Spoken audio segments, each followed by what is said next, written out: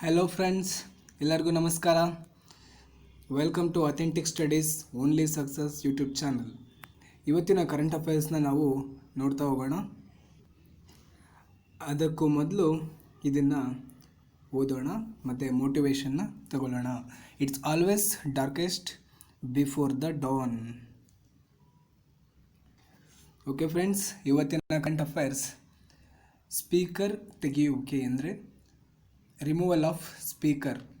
So ಇದ್ರ ಬಗ್ಗೆ ಏನಕ್ಕಿದು first ನ್ಯೂಸಲ್ಲಿದೆ ಅಂತಂದರೆ, ಕೇರಳದಲ್ಲಿ ಲೆಜಿಸ್ಲೇಟಿವ್ ಅಸೆಂಬ್ಲಿ ವಿಧಾನಸಭೆಯು ಸ್ಪೀಕರನ್ನು ತೆಗೆಯುವಂತಹ ರೆಸೊಲ್ಯೂಷನನ್ನು ಕ್ಯಾನ್ಸಲ್ ಮಾಡಿದೆ. ಅಲ್ಲಿ ಅಪೋಸಿಷನ್ ಪಾರ್ಟಿ ಹೊರಡಿಸಿದಂಥ ರೆಸೊಲ್ಯೂಷನನ್ನು ಕ್ಯಾನ್ಸಲ್ ಮಾಡಿದೆ. ಹಾಗಾಗಿ ಸ್ಪೀಕರ್ ರಿಮೂವಲ್ ಇವಾಗ ಕರೆಂಟ್ ಅಫೇರ್ಸಲ್ಲಿದೆ. ಸೊ ಸ್ಪೀಕರ್ ರಿಮೂವಲ್ಗೆ ಸಂಬಂಧಿಸಿದಂತೆ ಯಾವುದು ಆರ್ಟಿಕಲ್ ನಮ್ಮ ಸಂವಿಧಾನದಲ್ಲಿ ಹೇಳುತ್ತದೆ ಅಂದರೆ 179C, ಆರ್ಟಿಕಲ್ ನಂಬರ್ 179C ಇದಕ್ಕೆ ಹೇಳುತ್ತೆ. 179C ಹೇಳುತ್ತೆ. ಹಾಗೆ ಸ್ಪೀಕರ್ನ ರಿಮೂವಲ್ ಮಾಡೋಕ್ಕಿಂತ ಮೊದಲು ಸುಮ್ಮನೆ ಹೋಗಿ ನಾವು ನಿಮ್ಮನ್ನು ತೆಗೆದಾಕ್ತೀವಿ ಅಂತ ಹೇಳೋಕ್ಕಾಗಲ್ಲ. 14 ಡೇಸ್ ನೋಟಿಸ್ ಕೊಡಬೇಕು. ಬಿಫೋರ್ 14 ಡೇಸ್ ನಾವು ರಿಮೂವ್ ಮಾಡುವಂಥ ನೋಟಿಸ್ನ ಅವರಿಗೆ ಕೊಡಬೇಕು. ಇದು ಸ್ಪೀಕರಿಗೆ ಸಂಬಂಧಿಸಿದಂತೆ, ಸ್ಪೀಕರ್ ತೆಗೆಯುವಿಕೆ ಸಂಬಂಧಿಸಿದಂತಿರುವ ಆರ್ಟಿಕಲ್. ಹಾಗಾದರೆ ಸ್ಪೀಕರ್ನ ತೆಗೆಯುವಂಥ ರೆಸೊಲ್ಯೂಷನ್ ಪಾಸ್ ಆದಮೇಲೆ ಅಲ್ಲಿ ಯಾರು ಪ್ರಿಸೈಡ್ ಮಾಡ್ತಾರೆ, ಅವ್ರಿಗೆ ಸ್ಪೀಕರಿಗೆ ಕೂರೋಕ್ಕೆ ಅವಾಗ ಅವರು ಇರೋಲ್ಲ. ಅವಾಗ ಅದನ್ನು ಯಾರು ಸ್ಪೀಕರ್ ಸ್ಥಾನದಲ್ಲಿ ಕೂತ್ಕೋತಾರೆ ಅಂದರೆ, ಸಂವಿಧಾನದ 181ನೇ ವಿಧಿ ಹೇಳುತ್ತದೆ, ಸ್ಪೀಕರ್ ಅಥವಾ ಡೆಪ್ಯೂಟಿ ಸ್ಪೀಕರ್ ಅಥವಾ ಆರ್ಟಿಕಲ್ 180ರ ಸಬ್ ಕ್ಲಾಸ್ 2ರಲ್ಲಿ ಉಲ್ಲೇಖವಾಗಿರುವ ಇತರ ವ್ಯಕ್ತಿಗಳ ನಿಬಂಧನೆಗಳಿಗೆ ಒಳಪಟ್ಟು ಸ್ಪೀಕರ್ ಅಥವಾ ಡೆಪ್ಯೂಟಿ ಸ್ಪೀಕರ್ ಅವರನ್ನು ತೆಗೆದುಹಾಕುವ ನಿರ್ಣಯವನ್ನು ತೆಗೆದುಕೊಂಡಾಗ ಅಧ್ಯಕ್ಷತೆ ವಹಿಸುತ್ತಾರೆ. ನೋಡಿ, 181ನೇ ವಿಧಿ ಪ್ರಕಾರ ಸ್ಪೀಕರ್ ಅಥವಾ ಡೆಪ್ಯೂಟಿ ಸ್ಪೀಕರ್ ಅಥವಾ 180 ಸಬ್ ಕ್ಲಾಸ್ 2 ಅಲ್ಲಿ ಉಲ್ಲೇಖವಾಗಿರುವ ವ್ಯಕ್ತಿಗಳು ಡೆಪ್ಯೂಟಿ ಸ್ಪೀಕರ್ ಅಥವಾ ಸ್ಪೀಕರ್ ತೆಗೆದುಹಾಕುವ ನಿರ್ಣಯವನ್ನು ಇಟ್ಟಾಗ ಅಲ್ಲಿ ಅಧ್ಯಕ್ಷತೆಯನ್ನು ವಹಿಸ್ತಾರೆ. ಇದು ಸ್ಪೀಕರ್ಗೆ ಸಂಬಂಧಿಸಿದಂಥ ಕರೆಂಟ್ ಅಫೇರ್ಸ್. ಹಾಗೆ ಮುಂದಿನ ಕರೆಂಟ್ ಅಫೇರ್ಸ್ ನೋಡೋದಾದರೆ, approval accorded under PLI scheme for promotion of domestic manufacturing of critical key starting materials, drug intermediates and active pharmaceuticals ingredients and electronics sectors. So ಇದನ್ನು ಯಾವ ರೀತಿ ಕೇಳ್ಬೋದು ಪ್ರಶ್ನೆ ಅಂತ ಅಂದರೆ, PIL is related to what? Production linked investment. ಯಾವುದಕ್ಕೆ ಸಂಬಂಧಿಸಿದೆ? ಇದು ಏನಕ್ಕೆ ಹೇಳಿದ್ದಾರೆ ಅಂತಂದರೆ, ಇತ್ತೀಚೆಗೆ ಭಾರತದಲ್ಲಿ 2018ರ ಎಲೆಕ್ಟ್ರಾನಿಕ್ ಪಾಲಿಸಿ ಅಂತ ಬಂತು. ಅದರ ಅಂಡರಲ್ಲಿ ಈ ಪ್ರೊಡಕ್ಷನ್ ಲಿಂಕ್ಡ್ ಇನ್ವೆಸ್ಟ್ಮೆಂಟ್ ಯಾವುದು ಅತಿ ಮುಖ್ಯವಾಗಿ ಉತ್ಪಾದನೆಗೆ ಬೇಕಾಗಿರುತ್ತಲ್ಲ, ರಾ ಮಟೀರಿಯಲ್ಸ್, ಸಣ್ಣ ವಸ್ತುಗಳು, ಅತಿ ದೊಡ್ಡ ವಸ್ತುವನ್ನು ಉತ್ಪಾದಿಸಲು ಸಣ್ಣ ವಸ್ತುಗಳು ಯಾವುದೇ ಬೇಕಾಗಿದೆ ಅದನ್ನೆಲ್ಲ ನಾವು ನಮ್ಮ ದೇಶದಲ್ಲೇ ಉತ್ಪಾದನೆ ಮಾಡಬೇಕು ಅನ್ನೋ ಉದ್ದೇಶದಿಂದ ಈ ಪ್ರೊಡಕ್ಷನ್ ಲಿಂಕ್ಡ್ ಇನ್ವೆಸ್ಟ್ಮೆಂಟನ್ನು ತಂದಿದ್ದಾರೆ. ಅದರ ಕೆಳಗಡೆ ಡ್ರಗ್ ಇಂಟರ್ಮೀಡಿಯೇಟ್ಸ್ ಅಂದರೆ, ಭಾರತ ನಮಗೆಲ್ಲ ಗೊತ್ತಾಯಿದೆ ಔಷಧಿ ಉತ್ಪಾದನೆಯಲ್ಲಿ ಪ್ರಪಂಚದಲ್ಲೇ ಮೊದಲ ಸ್ಥಾನದಲ್ಲಿದ್ದು ಇದನ್ನು ಏನಂತ ಕರೀತಾರೆ?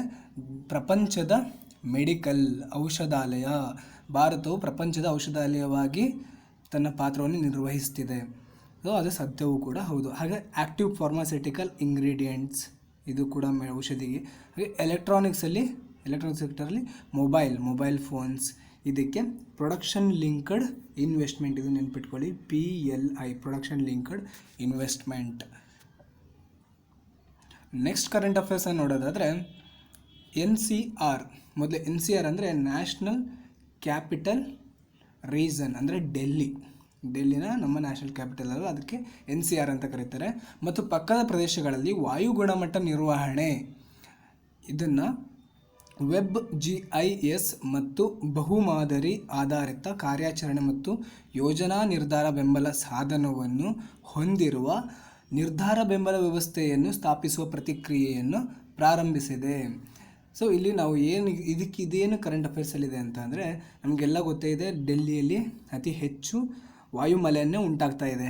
ಹಾಗಾಗಿ ಇಲ್ಲಿ ಈ commission for air quality index ಅಂತ ಇದೆಯಲ್ಲ, ಇದನ್ನು ಆರಂಭ ಮಾಡಬೇಕು ಅಂತ ನಮ್ಮ ನ್ಯಾಷನಲ್ ಕ್ಯಾಪಿಟಲ್ ಟೆರಿಟರಿ ರೀಜನಲ್ಲಿ. ಹಾಗಾಗಿ ಇದು ಕರೆಂಟ್ ಅಫೇರ್ಸಲ್ಲಿದೆ. The commission for air quality management in NCR and adjoining areas has begun the process of setting up a decision support system having a web GIS and multi-model based operational and planning decision support tool. ಇದು ಏನಂತಂದರೆ past ಮತ್ತು present ಎರಡು analytical dynamic ಆಗಿರುವಂಥ ಅಂದರೆ change ಆಗ್ತಿರೋ ವಾಯು ಮಾಲಿನ್ಯವನ್ನು ಕೂಡ ಇದು ರೆಕಾರ್ಡ್ ಮಾಡಿ ಇಟ್ಕೊಳ್ಳುವಂಥ ಒಂದು ಸಾಧನ ಆಗಿದೆ. ಇಲ್ಲಿ ಈ ಕಮಿಷನನ್ನು ಎಸ್ಟಾಬ್ಲಿಷ್ ಮಾಡ್ತಿದ್ದಾರೆ. ಯಾವ commission for the air quality management. ಇದು ಈಗಿರುವಂಥ ಎಲ್ಲ ಮಾಲಿನ್ಯ ತಡೆ ಕಮಿಷನ್ಗಳಿದಾವಲ್ಲ ಅದಕ್ಕೆಲ್ಲಕ್ಕಿಂತ ಸುಪೀರಿಯರ್ ಆಗಿ ಈ ಕಮಿಷನ್ ಬರ್ತಾ ಇದ್ದು, ಇದು ಅಕ್ಟೋಬರ್ 2020ರಲ್ಲಿ ರಾಷ್ಟ್ರ ರಾಜಧಾನಿ ಪ್ರದೇಶ ಮತ್ತು ಪಕ್ಕದ ಪ್ರದೇಶಗಳಲ್ಲಿ ಆರ್ಡಿನೆನ್ಸ್ 2020ರಲ್ಲಿ ವಾಯು ಗುಣಮಟ್ಟ ನಿರ್ವಹಣೆ ಎಂಬ ಸುಗ್ರೀವಾಜ್ಞೆಯಡಿ ಇದು ಆರಂಭವಾಗಿದೆ. ವಾಯು ಗುಣಮಟ್ಟ ನಿರ್ವಹಣೆ ಆಯೋಗವನ್ನು ರಚಿಸಲಾಯಿತು. ಯಾವುದು? ರಾಷ್ಟ್ರೀಯ ರಾಜಧಾನಿ ಮತ್ತು ಪ್ರದೇಶ ಮತ್ತು ಪಕ್ಕದ ಪ್ರದೇಶಗಳ ಆರ್ಡಿನೆನ್ಸ್ ಇದು ಆಗಿದೆ. ಹಾಗೆ ಸಂಯೋಜನೆ, ಇದರಲ್ಲಿ ಯಾರ್ಯಾರು ಇರ್ತಾರೆ ಅಂದರೆ ಕಾರ್ಯದರ್ಶಿ ಅಥವಾ ಮುಖ್ಯ ಕಾರ್ಯದರ್ಶಿ ಹುದ್ದೆಯ ಸರ್ಕಾರಿ ಅಧಿಕಾರಿ ಇದರಲ್ಲಿ ಅಧ್ಯಕ್ಷತೆ ವಹಿಸ್ತಾರೆ. ಅಂದರೆ ಸೆಕ್ರೆಟರಿ ಅಥವಾ ಚೀಫ್ ಸೆಕ್ರೆಟರಿ ಈ ಹುದ್ದೆಯ ಅಧಿಕಾರವನ್ನು ವಹಿಸ್ತಾರೆ. ಹಾಗೆ ಅಧ್ಯಕ್ಷತೆ ವಹಿಸ್ತಾರೆ. ಇದು ಒಂದು ಪರ್ಮನೆಂಟ್ ಬಾಡಿ. ಇದು ಇಂಪಾರ್ಟೆಂಟು ಕೊಡ್ತಾರೆ. ಏನಂತ ಕ್ವಶನ್ ಕೇಳೋದು, commission for the air quality management consider the ಈ ಏರ್ ಕ್ವಾಲಿಟಿ ಮ್ಯಾನೇಜ್ಮೆಂಟ್ಗೆ ಸಂಬಂಧಿಸಿದಂತೆ ಈ ಕೆಳಗಿನವುಗಳಲ್ಲಿ ಯಾವುದು ಸರಿಯಾಗಿದೆ ಅಥವಾ ತಪ್ಪಾಗಿದೆ ಅಂತ ಕೇಳ್ಬೋದು. ಅದರಲ್ಲಿ ಕಾರ್ಯದರ್ಶಿ ಅಥವಾ ಮುಖ್ಯ ಕಾರ್ಯದರ್ಶಿಯು ಅದರ ಸರಿಸಮಾನಾಗಿರುವ ಸರ್ಕಾರಿ ಅಧಿಕಾರಿಯು ಅಧ್ಯಕ್ಷತೆಯನ್ನು ವಹಿಸುತ್ತಾರೆ. ಸರಿ. ಹಾಗೆ ಇದೊಂದು ಶಾಶ್ವತ ಸಂಸ್ಥೆಯಾಗಿದೆ. ಸರಿ. ಇದರಲ್ಲಿ 20ಕ್ಕೂ ಹೆಚ್ಚು ಸದಸ್ಯರನ್ನು ಹೊಂದಿರುತ್ತದೆ. ಸರಿ. ಸೊ ಈ ಥರ ಕ್ವಶನ್ ಕೇಳ್ಬೋದು. ಹಾಗೆ ಈ ಹೊಸ ಸಂಸ್ಥೆಗೆ ದಂಡ ವಿಧಿಸುವ ಅಧಿಕಾರ ಇದೆಯೇ ಅಂತ ನಾವು ನೋಡೋದಾದರೆ ಈ ಆಯೋಗಕ್ಕೆ ದಂಡ ವಿಧಿಸುವ ಅಧಿಕಾರ ಇರುತ್ತದೆ. ಎಷ್ಟು? 5 ವರ್ಷಗಳವರೆಗೆ ಜೈಲು ಶಿಕ್ಷೆ ವಿಧಿಸ್ಬೋದು ಮತ್ತು 1 ಕೋಟಿ ದಂಡವನ್ನು ಕೂಡ ಇದು ವಿಧಿಸುವಂಥ ಅಧಿಕಾರ ಈ ಕಮಿಷನ್ ಫಾರ್ ಏರ್ ಕ್ವಾಲಿಟಿ ಮ್ಯಾನೇಜ್ಮೆಂಟಿಗೆ ಇರುತ್ತದೆ. ಮುಂದಿನ ಕರೆಂಟ್ ಅಫೇರ್ಸ್ ನೋಡೋದಾದರೆ ಪಾರ್ಕರ್ ಸೋಲಾರ್ ತನಿಖೆ ಅಂದರೆ ಪಾರ್ಕರ್ ಸೋಲಾರ್ ಪ್ರೋಬ್, ಸ್ಪೆಲ್ಲಿಂಗ್ ತಪ್ಪಾಗಿದೆ ಇಲ್ಲಿ, ಪಾರ್ಕರ್ ಸೋಲಾರ್ ಪ್ರೋಬ್ ಕರೆಂಟ್ ಅಫೇರ್ಸಲ್ಲಿದೆ. ಇದು ಒಂದು ನಾಸಾದ ಮೈಲುಗಲ್ಲೆ ಎಂದು ಹೇಳ್ಬೋದು. ಏನಕ್ಕೆ ಅಂತಂದರೆ ಆದಿತ್ಯನ ಅತಿ ಹತ್ತಿರ ಹೋದಂಥ ಏಕೈಕ ಉಪಗ್ರಹ ಯಾವುದು? Parker solar probe. ಇದೊಂದು ನಾಸಾದವರ ಒಂದು ಪ್ರಾಜೆಕ್ಟ್ ಆಗಿದ್ದು ಇದನ್ನು ಆಗಸ್ಟ್ 2018ರಂದು 12ನೇ ಆಗಸ್ಟ್ 2018ರಂದು ಇದನ್ನು ಉಡಾವಣೆ ಮಾಡಿದ್ದು. ಇದೇನಕ್ಕೆ ಉಡಾವಣೆ ಮಾಡಿದ್ದಾರೆ ಅಂದರೆ ಸೂರ್ಯನ ಕೊರೋನಾವನ್ನು ಸ್ಟಡಿ ಮಾಡಬೇಕು. ಹೀಗಿರೋ ಕೊರೋನಾ ಅಲ್ಲ, ಸೂರ್ಯನ ಕೊರೋನಾ ಅಂತ ಕರೀತಾರೆ. ಅದರ ಮೇಲ್ಮೈ ಲಕ್ಷಣವನ್ನು, ಅದರಲ್ಲೂ ಕೊರೋನಾದಿಂದ ಬರುವಂಥ ಹೀಟ್ ವೇವ್ಸ್ ಅಲ್ಲಿ ಯಾವ್ಯಾವ ಅಂದರೆ ಶಾಖ ಅಲೆಗಳು, ಅಲ್ಲಿಂದ ಏನೇನು ಚೇಂಜಸ್ ಆಗುತ್ತೆ, ಅದ್ರದ್ದು ಮ್ಯಾಗ್ನೆಟಿಕ್ ಪವರ್ ಹೇಗಿದೆ, ಗ್ರಾವಿಟೇಷನ್ ಪವರ್ ಹೇಗಿದೆ, ಅದನ್ನೆಲ್ಲ ಸ್ಟಡಿ ಮಾಡೋಕ್ಕೆ ಈ ಮಿಷನನ್ನು ನಾಸಾ ಬಿಡುಗಡೆ ಮಾಡಿದ್ದು. ಇದು 7 ವರ್ಷಗಳ ಒಂದು ಕಾರ್ಯಾಚರಣೆ ಆಗಿದ್ದು ಅದರಲ್ಲಿ 2 ವರ್ಷಗಳನ್ನು ಈಗ ಆಲ್ರೆಡಿ ಪೂರೈಸಿದೆ. ಇನ್ನು 7 ವರ್ಷಗಳಲ್ಲಿ ಎಷ್ಟು ಹತ್ತಿರ ಹೋಗ್ಬೋದು ಅಂತ ನಾವು ಯೋಚನೆ ಮಾಡಬೇಕಾಗತ್ತೆ.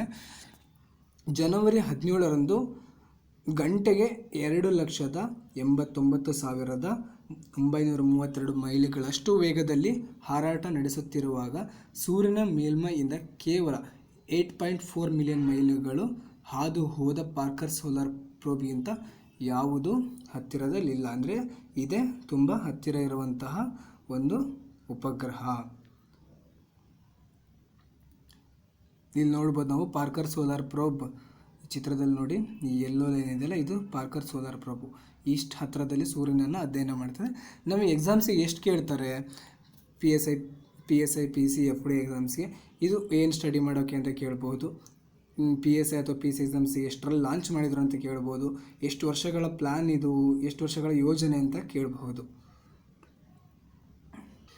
ಹಾಗೆ ಮುಂದಿನ ಕರೆಂಟ್ ಅಫೇರ್ಸ್ನ ನೋಡೋದಾದರೆ ಆರ್ಟಿಕ್ ನೀತಿ. ಆರ್ಟಿಕ್ ನೀತಿ ಇದೇನು ಕರೆಂಟ್ ಅಫೇರ್ಸಲ್ಲಿದೆ ಅಂತ ಅಂದರೆ, ಇತ್ತೀಚೆಗೆ ಭಾರತ ತನ್ನ ಆರ್ಟಿಕ್ ಪಾಲಿಸಿಯನ್ನು ಇಶ್ಯೂ ಮಾಡಿದೆ, ಅಂದರೆ ಹೇಳಿದೆ. ಯಾವುದು ಈ ಆರ್ಟಿಕ್ ನೀತಿಯಲ್ಲಿ 5 ತನ್ನ ನಿರ್ಣಯಗಳನ್ನು ತಿಳಿಸಿದೆ. 1, ವಿಜ್ಞಾನ ಮತ್ತು ಸಂಶೋಧನಾ ಚಟುವಟಿಕೆ, ಸೈನ್ಸ್ ಆ್ಯಂಡ್ ರಿಸರ್ಚ್. 2ನೇದು ಆರ್ಥಿಕ ಮತ್ತು ಮಾನವ ಅಭಿವೃದ್ಧಿ ಸಹಕಾರ. 3ನೇದು ಸಾರಿಗೆ ಮತ್ತು ಸಂಪರ್ಕ. 4ನೇದು ಆಡಳಿತ ಮತ್ತು ಅಂತಾರಾಷ್ಟ್ರೀಯ ಸಹಕಾರ, ಅಡ್ಮಿನಿಸ್ಟ್ರೇಷನ್ ಆ್ಯಂಡ್ ಇಂಟರ್ನ್ಯಾಷನಲ್ ಕೋಆಪರೇಷನ್. 5ನೇದು ರಾಷ್ಟ್ರೀಯ ಸಾಮರ್ಥ್ಯ ವೃದ್ಧಿ, ಅಂದರೆ ನ್ಯಾಷನಲ್ ಕೆಪಾಸಿಟಿ ಬಿಲ್ಡಿಂಗ್. ಇದು ಆರ್ಟಿಕ್ ನೀತಿಯ ಭಾರತದ ನಿರ್ಣಯಗಳು. ಸೊ ಆರ್ಟಿಕ್ ರೀಜನ್ ಅಂದರೆ ಯಾವುದ್ಯಾವ ದೇಶಗಳು ಬರ್ತವೆ, ಇದು ಇಂಪಾರ್ಟೆಂಟ್. ಒಂದು ಆರ್ಟಿಕ್ ಓಷಿಯನ್ ಅಂತೂ ಇದ್ದೇ ಇರುತ್ತೆ. ಅದರ ಕೆಳಗಡೆ ನೋಡಿದ್ರೆ ಕೆನಡಾ ಇದೆ, ಡೆನ್ಮಾರ್ಕ್ ಇದೆ, ಡೆನ್ಮಾರ್ಕಲ್ಲಿ ಗ್ರೀನ್ಲ್ಯಾಂಡ್ ಬರುತ್ತೆ. ಹಾಗೆ ನಾರ್ವೆ ಇದೆ, ರಷ್ಯಾ ಇದೆ, US ಇದೆ, ಫಿನ್ಲ್ಯಾಂಡ್ ಇದೆ, ಸ್ವೀಡನ್, ಐಸ್ಲ್ಯಾಂಡ್. ಇದಿಷ್ಟು ನಾವು ನೆನ್ಪಿಟ್ಕೋಬೇಕು. Which of the following countries, ಈ ಕೆಳಗಿನ ಯಾವ ದೇಶಗಳು ಆರ್ಟಿಕ್ ರೀಜನಲ್ಲಿ ಇಲ್ಲ ಅಥವಾ ಇದ್ದಾವೆ, ಆ ಥರದಲ್ಲಿ ಕ್ವಶನ್ ಕೇಳ್ಬೋದು. ಅಲ್ಲಿ Canada, Denmark, Norway, Russia, USA, Finland, Sweden, Iceland ಇಷ್ಟಿದೆ. ಹಾಗೆ ನಮಗೆಲ್ಲ ಗೊತ್ತೇ ಇದೆ ಆರ್ಟಿಕ್ನಲ್ಲಿ ಭಾರತದ ಪಾತ್ರ ನೋಡ್ತಾ ಹೋಗೋಣ. ನಮಗೆಲ್ಲ ಗೊತ್ತೇ ಇದೆ ಹಿಮಾದ್ರಿ ಎಂಬ ಒಂದು ಸಂಶೋಧನಾ ಕೇಂದ್ರ ಆರ್ಟಿಕ್ನಲ್ಲಿದೆ. ಇಲ್ಲಿ ಇದು ಎಷ್ಟರಲ್ಲಿ ಆರಂಭವಾಗಿದೆ, 2008ರಲ್ಲಿ ಭಾರತ ಆರ್ಟಿಕ್ನಲ್ಲಿ ಹಿಮಾದ್ರಿಯನ್ನು ಸ್ಥಾಪಿಸಿದೆ. ಹಾಗೆ ಆರ್ಟಿಕ್ ಕೌನ್ಸಿಲ್ ಫಾರ್ ಆರ್ಟಿಕ್ ಅಂದರೆ ಆರ್ಟಿಕ್ಗೆ ರೀಜನ್ಗೆ ಸಂಬಂಧಿಸಿದ ಒಂದು ಸಂಸ್ಥೆ ಇದೆ, ಅದರಲ್ಲಿ ಸಂಘ ಇದೆ. ಅದರಲ್ಲಿ 2013ರಲ್ಲಿ ಭಾರತಕ್ಕೆ ಅಬ್ಸರ್ವರ್ ಸ್ಟೇಟಸ್ ಕೊಟ್ಟಿದ್ದಾರೆ. ಅಬ್ಸರ್ವರ್ ಸ್ಟೇಟಸ್ ಭಾರತಕ್ಕೆ ಇದೆ. ಅಬ್ಸರ್ವರ್ ದೇಶ ಆಗಿ ಭಾರತ ಸ್ಥಾನವನ್ನು ಪಡೆದಿದೆ. ಹಾಗೆ ಈ ಆರ್ಟಿಕ್ ಸಂಶೋಧನೆ ಮಾಡುವುದರಿಂದ ಭಾರತಕ್ಕೆ ಯಾವ್ಯಾವುದು ಉಪಯೋಗಗಳಿದೆ ಅಂತ ನೋಡೋದಾದರೆ, ಇದು ಭಾರತದ ಯಾವುದೇ ಭೂಪ್ರದೇಶ ನೇರವಾಗಿ ಆರ್ಟಿಕ್ ಪ್ರದೇಶದಲ್ಲಿ ಬರದಿದ್ದರೂ ಆರ್ಟಿಕ್ ಭೂಮಿಯ ಪರಿಸರ ವ್ಯವಸ್ಥೆಯು ವಾತಾವರಣ, ಸಾಗರಶಾಸ್ತ್ರ, ಎನ್ವಿರಾನ್ಮೆಂಟ್, ಓಷಿಯಾನೋಗ್ರಫಿ, ಜೈವಿಕ, ರಾಸಾಯನಿಕ ಚಕ್ರಗಳ ಮೇಲೆ ಪ್ರಭಾವ ಬೀರುವುದರಿಂದ ಇದು ನಿರ್ಣಾಯಕ ಪ್ರದೇಶವಾಗಿದೆ. ಇದು ನಾವು ನೋಡಬೇಕು. ಯಾಕಂದರೆ ಮೊನ್ನೆ ನಾನು ಕರೆಂಟ್ ಅಫೇರ್ಸಲ್ಲಿ ಹೇಳ್ತಾ ಇದ್ದೆ, ಚಳಿಗಾಲದಲ್ಲಿ ಮಳೆ ಬಂತು. ಏನಕ್ಕೆ ಅಂದರೆ ಆರ್ಟಿಕ್ ರೀಸನ್ನಲ್ಲಾದಂತಹ ಹವಾಮಾನ ವ್ಯತ್ಯಾಸದಿಂದ, ಅಂದರೆ ಟೆಂಪ್ರೇಚರ್ ಇನ್ಕ್ರೀಸ್ ಆಗಿತ್ತು, ಹಾಗಾಗಿ ಮಳೆ ಬಂತು ಅಂತ ನಾವು ನೋಡಿದ್ದೀವಿ. ಅದಕ್ಕೋಸ್ಕರ ಇದು ತುಂಬ ಇಂಪಾರ್ಟೆಂಟ್ ಆಗುತ್ತೆ. ಇದು ಕಂಟಿನ್ಯೂಯಸ್ ಆಗಿ ಕರೆಂಟ್ ಅಫೇರ್ಸಲ್ಲಿದೆ. ಈ ಥರದ ಕರೆಂಟ್ ಅಫೇರ್ಸ್ ಕೇಳೋ ಸಾಧ್ಯತೆಗಳು ತುಂಬ ಇರ್ತವೆ. ಹಾಗೆ ಭಾರತಕ್ಕಾಗುವ ಎರಡನೇ ಲಾಭ ನೋಡೋದಾದರೆ, ಒಂದಾಯಿತು. ಎರಡನೇದು, ಹವಾಮಾನ ಬದಲಾವಣೆಯಿಂದಾಗಿ ಈ ಪ್ರದೇಶವು ಸಮುದ್ರದ ಹಿಮ ಮತ್ತು ಐಸ್ ಕ್ಯಾಪ್ ಮತ್ತು ಸಮುದ್ರದ ಉಷ್ಣತೆಯ ಡಿಕ್ರೀಸ್ ಆಗುತ್ತೆ ಅಲ್ಲಿ. ಹಾಗೆ ನಷ್ಟವನ್ನು ಎದುರಿಸುತ್ತಿದೆ ಮತ್ತು ಇದು ಜಾಗತಿಕ ಹವಾಮಾನದ ಮೇಲೆ ಪರಿಣಾಮ ಬೀರುತ್ತದೆ. ಸೊ ಗ್ಲೋಬಲ್ ಎನ್ವಿರಾನ್ಮೆಂಟಲ್ ಚೇಂಜಸ್ ಆಗುತ್ತದೆ. ಹಾಗಾಗಿ ಅಲ್ಲಿ ಅಧ್ಯಯನ ಮಾಡಬೇಕಾದ ಅವಶ್ಯಕತೆ ಇದೆ. ಹಾಗೆ ಮೂರನೇದು, ಭಾರತಕ್ಕಾಗುವ ಅನುಕೂಲ, ಇದು ತುಂಬ ಇಂಪಾರ್ಟೆಂಟು. ಜಾಗತಿಕ ತಾಪಮಾನ ಏರಿಕೆಯಿಂದಾಗಿ ಮಂಜುಗಡ್ಡೆಯನ್ನು ಕಳೆದುಕೊಳ್ಳುತ್ತಿರುವ ಆರ್ಟಿಕ್ ಭಾರತೀಯ ಮುಂಗಾರುಗಳಲ್ಲಿನ ವ್ಯತ್ಯಾಸಗಳಿಗೆ ಒಂದು ಕಾರಣವಾಗುತ್ತದೆ. ಸೊ ಇದಿಷ್ಟು ಆರ್ಟಿಕ್ ನೀತಿಯ ಬಗ್ಗೆ ಆಯಿತು. ಇದು ತುಂಬ ಇಂಪಾರ್ಟೆಂಟ್. ಆರ್ಟಿಕ್ ತುಂಬ ನ್ಯೂಸಲ್ಲಿದೆ. ಇಲ್ಲಿ ನಾವು ಮುಖ್ಯವಾಗಿ ಈ ಕಂಟ್ರೀಸ್ಗಳನ್ನು ನೋಡ್ಕೋಬೇಕು ಮತ್ತು ಎಷ್ಟರಲ್ಲಿ ಭಾರತಕ್ಕೆ ಅಬ್ಸರ್ವರ್ ಸ್ಟೇಟಸ್ ಕೊಡ್ತು ಅಂತ ನೋಡಬೇಕು. ಹಿಮಾದ್ರಿ 2008ರಲ್ಲಿ ಆರಂಭ ಆಗುತ್ತೆ. ಇದನ್ನು ನಾವು ನೆನಪಲ್ಲಿ ಇಟ್ಕೋಬೇಕು. ಮುಂದಿನ ಕರೆಂಟ್ ಅಫೇರ್ಸ್ ನೋಡೋದಾದರೆ, ನಮ್ಮ ಪಕ್ಕದ ದೇಶದ ಕರೆಂಟ್ ಅಫೇರ್ಸ್ ಇದು. ಪಾಕಿಸ್ತಾನವನ್ನು ಎಂದಿನಂತೆಯೇ ಇದು financial action task force black ಲಿಸ್ಟಲ್ಲಿದೆ. ಬ್ಲ್ಯಾಕ್ ಲಿಸ್ಟ್ ಅಂದರೆ ಏನು, ಫೈನಾನ್ಷಿಯಲ್ ಆ್ಯಕ್ಷನ್ ಟಾಸ್ಕ್ ಫೋರ್ಸ್ ಅಂದರೆ ಏನು ಅಂತ ನಾವು ನೋಡೋಣ. So financial action task force ಅಂತ ಅಂದರೆ ಏನು, ಒಂದು G7 ಸಂಘ ಇದೆಯಲ್ಲ, ಅಂತಾರಾಷ್ಟ್ರೀಯ ಸಂಘ, ಅದರದ್ದು ಒಂದು ಉಪಕ್ರಮವಾಗಿದ್ದು ಇದು 1989ರಲ್ಲಿ ಸ್ಥಾಪನೆಯಾಗಿದೆ. 1989 ಅಲ್ಲಿ ಪ್ರಾರಂಭವಾಗಿದ್ದು ಇದು G7 ಇದು ಉಪಕ್ರಮವಾಗಿದೆ. ಅಂತರ್ ಸರ್ಕಾರ ಅಂದರೆ ಇಂಟರ್ ಗೌರ್ನಮೆಂಟಲ್ ಸಂಸ್ಥೆ. ಇದು ಪ್ಯಾರಿಸ್ನಲ್ಲಿ ಇದರ ಕೇಂದ್ರ ಕಚೇರಿ ಇದೆ. ಪ್ಯಾರಿಸ್ನಲ್ಲಿ ಕೇಂದ್ರ ಕಚೇರಿ ಇದೆ. ಸೊ ಇದು FATF ಬಗ್ಗೆ. ಹಾಗೆ ಇದರ ಕಾರ್ಯಗಳೇನು ಅಂತ ನೋಡೋದಾದರೆ, ಮನಿ ಲಾಂಡರಿಂಗನ್ನು ಎದುರಿಸಲು ಕ್ರಮಗಳನ್ನು ಪರೀಕ್ಷಿಸಲು ಮತ್ತು ಅಭಿವೃದ್ಧಿಪಡಿಸಲು ಆರಂಭದಲ್ಲಿ ಇದನ್ನು ಸ್ಥಾಪಿಸಲಾಯಿತು. ಇದು ಫಸ್ಟ್ ಏನಕ್ಕೆ ಸ್ಟಾರ್ಟ್ ಆಯಿತು ಅಂದರೆ ಮನಿ ಲಾಂಡರಿಂಗನ್ನು ಎದುರಿಸಲು, ಅದರ ವಿರುದ್ಧ ಹೋರಾಡಲು ಇದು ಮೊದಲು ಅದರ ಮುಖ್ಯ ಉದ್ದೇಶ ಇದೆ, ಮನಿ ಲಾಂಡರಿಂಗ್. ಆದರೆ ಅಕ್ಟೋಬರ್ 2001ರಲ್ಲಿ FATF ಹಣ ವರ್ಗಾವಣೆ ಅಂದರೆ ಮನಿ ಲಾಂಡರಿಂಗ್ ಜೊತೆಗೆ ಭಯೋತ್ಪಾದಕ ಹಣವನ್ನು ಎದುರಿಸುವ ಪ್ರಯತ್ನ, ಅಂದರೆ ಟೆರರಿಸ್ಟ್ಗಳಿಗೆ ಫಂಡಿಂಗ್ ಮಾಡೋದು, ಟೆರರಿಸ್ಟ್ ಆರ್ಗನೈಸೇಷನ್ಗಳಿಗೆ ಫಂಡ್ ಮಾಡೋದಾಗಿರ್ಬೋದು, ಆ ಥರದ ಕೆಲಸವನ್ನು ಮಾಡುವ ದೇಶಗಳಿಗೆ ವಿರುದ್ಧ ಕ್ರಮವನ್ನು ಕೈಗೊಳ್ಳಲು ಇದು ತನ್ನ ಕಾರ್ಯವನ್ನು ವಿಸ್ತರಿಸಿತು.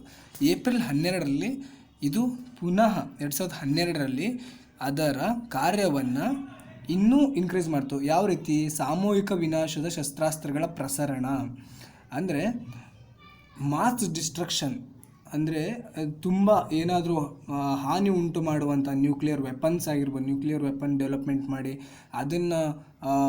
ಅದರಿಂದ ಬೇರೆ ದೇಶಗಳಿಗೆ ಹಾನಿಯನ್ನುಂಟು ಮಾಡುವ ದೇಶಗಳ ವಿರುದ್ಧ ಕೂಡ ಕ್ರಮ ತೆಗೆದುಕೊಳ್ಳಲು ಈ FATF ಬಂತು.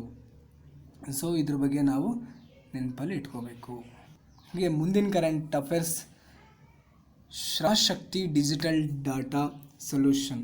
ಇದನ್ನು ನಾವು ಜಸ್ಟ್ ಯಾವುದಾದ್ರೂ ಮಧ್ಯೆ ಆಯಿತು, ಏನಕ್ಕೆ ಟ್ರೈಬಲ್ ಅಫೇರ್ಸ್ ಇದೆ, ಇದಕ್ಕೋಸ್ಕರ ಈ ಕರೆಂಟ್ ಅಫೇರ್ಸ್ ಇದೆ. ಟ್ರೈಬಲ್ ಅಫೇರ್ಸ್ ಮತ್ತು ಗೋವಾ ಗೌರ್ನಮೆಂಟ್. ಸೊ ಕೇಳ್ತಾರೆ, ಶ್ರಮಶಕ್ತಿ ಡಿಜಿಟಲ್ ಇಂಡಿಯಾ ಯಾವ 2 ಡಿಪಾರ್ಟ್ಮೆಂಟ್ ಮತ್ತು ರಾಜ್ಯ ಸರ್ಕಾರಗಳ ಮಧ್ಯೆ ಆದ ಒಪ್ಪಂದ ಅಂತ ಕೇಳಿದರೆ, ಟ್ರೈಬಲ್ ಅಫೇರ್ಸ್ ಮತ್ತು ಗೋವಾ ಗೌರ್ಮೆಂಟ್, ಇದನ್ನು ನಾವು ನೆನಪಿಟ್ಟಲ್ಲಿ ಇಟ್ಕೋಬೇಕು. ಹಾಗೆ ಸ್ಪೈಸಸ್ ಬೋರ್ಡ್ ಮಸಾಲೆ ಮಂಡಳಿ, ಇದು ಕೂಡ ಕರೆಂಟ್ ಅಫೇರ್ಸಲ್ಲಿದೆ. ಏನಕ್ಕೆ ಅಂದರೆ ಇದ್ರ ಬಗ್ಗೆ ಇಷ್ಟೇ ನಾವು ನೆನಪಿಟ್ಕೋಬೇಕು. ಎಷ್ಟರಲ್ಲಿ ಆರಂಭ ಆಯಿತು? 1986 ಮಸಾಲೆ ಮಂಡಳಿ ಕಾಯ್ದೆ ಅಡಿಯಲ್ಲಿ 1987ರಲ್ಲಿ ಇದು ರಚಿಸಲಾಯಿತು. ಹಾಗೆ ಇದು 52 ನಿಗದಿತ ಅಂದರೆ ಶೆಡ್ಯೂಲ್ಡ್ ಮಸಾಲೆಗಳು ಮತ್ತು ಮಸಾಲೆಗಳ ಪ್ರಚಾರ ಮತ್ತು ಸಣ್ಣ ದೊಡ್ಡ ಏಲಕ್ಕಿ ಅಭಿವೃದ್ಧಿ ಕಾರಣವಾದ ಸ್ವಾಯತ್ತ ಸಂಸ್ಥೆಯಾಗಿದೆ. ಇದು 52 ಶೆಡ್ಯೂಲ್ಡ್ ಮಸಾಲಾ ಪದಾರ್ಥಗಳನ್ನು ಪ್ರಚಾರ ಮತ್ತು ಅಭಿವೃದ್ಧಿ ಮಾಡೋಕ್ಕೆ ಇದು ಮಸಾಲೆ ಮಂಡಳಿಯ ಕಾರ್ಯವಾಗಿದೆ. ಇದು ಕರೆಂಟ್ ಅಫೇರ್ಸ್. ಇಷ್ಟು ಇವತ್ತಿನ ಕರೆಂಟ್ ಅಫೇರ್ಸ್ನ ನಾವು ನೋಡಿದ್ವಿ. ಹಾಗೆ ಇದನ್ನು ಲೈಕ್ ಮಾಡಿ, ಸಬ್ಸ್ಕ್ರೈಬ್ ಮಾಡಿ ಮತ್ತು ಶೇರ್ ಮಾಡಿ. Thank you.